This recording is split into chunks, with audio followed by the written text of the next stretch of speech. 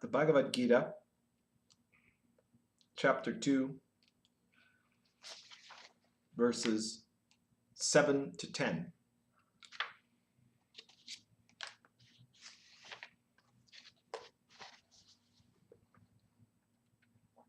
I am afflicted now by hesitation and weakness. I ask you to help me. My spirit is confused in my heart. Tell me what would be right.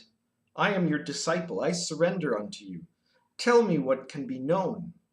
I do not see how I can be free of that which fills me with grief and clouds my senses. Even if I were to gain a kingdom in the world as great as the heavenly kingdoms, and power as great as the gods, it would not free me from this. Sanjaya said, saying this to Krishna, Arjuna, the punisher of his enemies, declared, Krishna, I shall not fight. Then he fell silent. O my king, descendant of Bharata, Krishna then smiled and spoke to the grieving Arjuna, right in the midst of the two great armies. That seems like an odd place to stop. I guess a cliffhanger just before Krishna is about to speak. But there's a reason I chose to put verse 10 there and not in the beginning of the next video. What you see here is a very, very interesting portion of text, because in verse 7, Arjuna says, I surrender unto you. Words are cheap, because he talks about how he's afflicted, how terrible things are. Can you help me, he says. My spirit is conflicted in my heart. I will surrender to you. Tell me what can be known. And then an instant later, I can almost see that there's not a single second of hesitation between that and the next part where he says, I don't see how I can be free of that which fills me with grief and clouds my senses. So Arjuna doesn't actually surrender, right? He asks for Krishna, for his guru, to help him, but he doesn't actually do it in his heart. He doesn't actually do it in his consciousness. It becomes the highest level of his tricks, of his ego's attempts to avoid the situation. And this is a very common thing in the world when we're being confronted about the need to transform ourselves, about the need to change, when we're confronted with the opportunity for growth. The biggest ego is the spiritual ego, is where you suddenly say, oh yes, I'm giving everything to Jesus. I'm surrendering at the lotus feet of my guru, my master. I will just trust that, Lord, whatever his name is going to use his magic power and heal me. And so it becomes the ultimate escape, the ultimate way to avoid responsibility, right?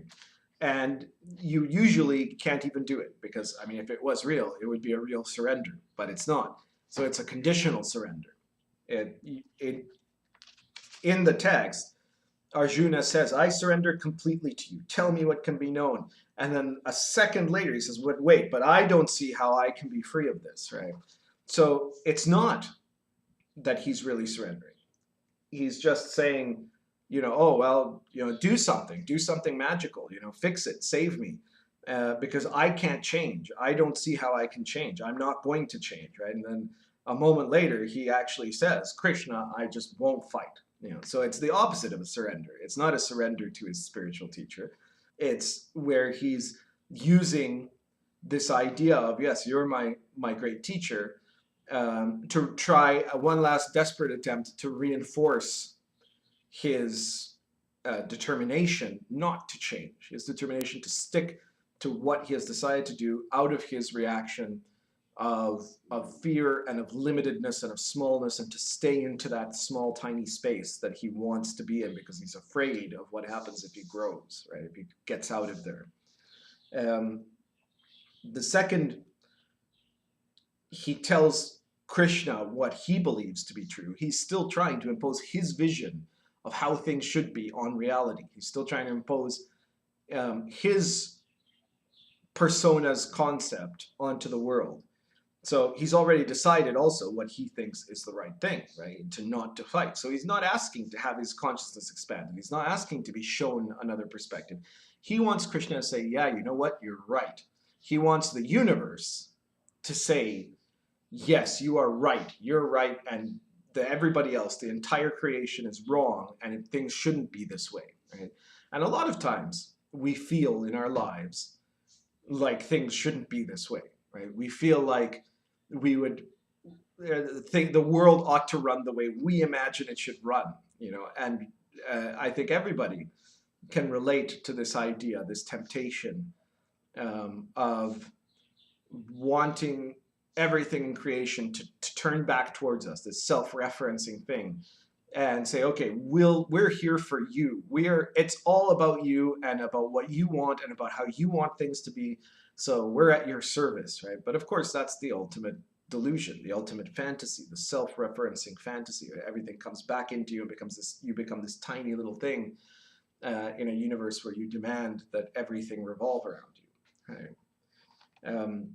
Real surrender is unconditional surrender. There can't be any conditions. The second Arjuna says, I'll surrender, but, that but it makes it impossible. It's not surrender.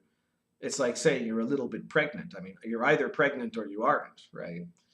Surrender isn't a question of degree. You either are surrendered or you're not surrendered.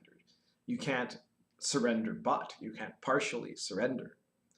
And Sanjaya, verse 9 starts with Sanjaya said. I'll remind you that Sanjaya is the narrator, because in the Bhagavad Gita, the whole text of the Bhagavad Gita is supposedly that Sanjaya is relating everything that's happening here to the king Dhritarashtra. Sanjaya is a sage, a magician, and he's seeing through his third eye this conversation that Krishna and Arjuna are having, and he's telling the king about what's happening, about what's going on. So Sanjaya says, saying this to Krishna, Arjuna, the punisher of his enemies, declared, Krishna, I shall not fight. And it's very important that he points out is Arjuna, the punisher of his enemies. I mean, Arjuna, it's like you're flabbergasted, right?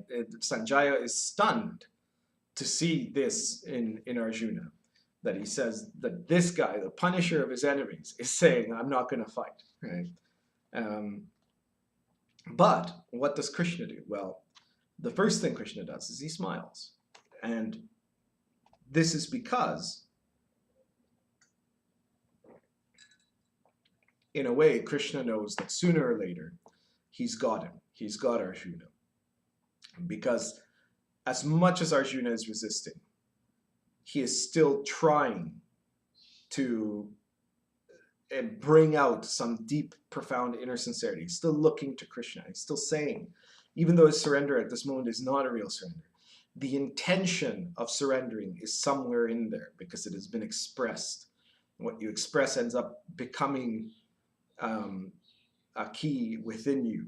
And so Krishna smiles because even though Arjuna has not in any way surrendered yet, he knows that Arjuna has made clear his sincere wish to connect to Krishna as the teacher and to have his resistance taken away from him, to be able to really surrender. And this is why in spiritual practice, you can practice surrender, even though there's no such thing as halfway surrender, right? Either you're surrendered or you're not. And the moment you surrender, everything transforms. And until you do, nothing transforms. But it is possible and it is important to practice the techniques of surrender in spirituality, to surrender to the divine, to surrender to your guru, to surrender to life, to surrender to events in your life, to surrender during your devotional practices, to surrender when you eat, to surrender when you bathe, all of these things. In every moment, you can approach life from this perspective of an openness, of a surrendering doesn't mean, well, it means a lot of things, but it doesn't mean that you are cynical, right? It doesn't mean that you're pessimistic and say, oh, well, this is it. This is I surrender in the sense of that you can't do anything or you can't change anything, right?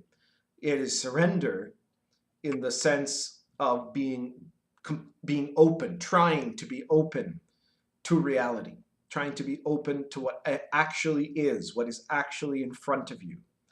And if you can't actually fully surrender, the act of surrender as a spiritual practice is still an expression of your sincerity, of the fact that within you there is the seed of that surrender. And so every time you practice it, every time you are saying, I surrender to the Buddha, I surrender to Krishna, I surrender to God, I surrender to my guru, I surrender to the experiences of life, and whether you're saying it literally in those words or whether you're saying it through other practices that express the same thing, this openness, this opening up, this vastness of the heart, this vastness of the consciousness, then every time you're doing it, you are getting an approach towards surrender. You're expressing a sincerity, and that gives the possibility of further breakthrough, of that shock to happen, and then the moment of grace arrives, the moment of transformation arrives. So even though Arjuna isn't surrendering, Krishna smiles and he's prepared to talk and to share, because he knows that he's not going to do what Arjuna thinks he wants right now. He's not going to tell Arjuna, oh yeah, you're right.